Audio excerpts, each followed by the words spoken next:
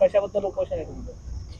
आमचा उपोषण गुटखा, मटका, सट्टा, ऑनलाइन लैटरी, इसके ये मोड़े हमारा उपोषण है कलेक्टर ऑफिस में। हमने 7 तारीख को हमने जिलाधिकारी साहब को हमने निवेदन दिए थे, उसकी अमलबजावनी अभी तक नहीं हुई।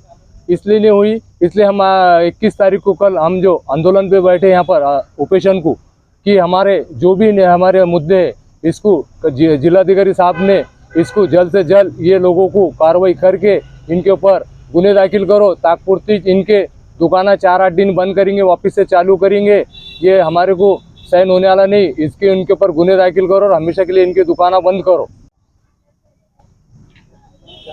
काय म्हणणं आहे? आज या ठिकाणी जिल्हाधिकारी कार्यालयासमोर काँग्रेस असंघटित कामगार संघटनेच्या वतीनं त्या संघटनेचे जिल्हाध्यक्ष शेख शमशुद्दीन तसेच ज्येष्ठ समाजसेवक सुभाष मामा कांबळे, BRSPचे जिल्हाध्यक्ष काशीनाथजी मगरे, अनीस भाई भीमसेना पॅंथर्स पार्टीचे मधुकरराव घेवंदे, भास्कर बोराडे साहेब Republican party of India Gavai गट, या सर्वांचा या उपोषणास पाठिंबा दिला।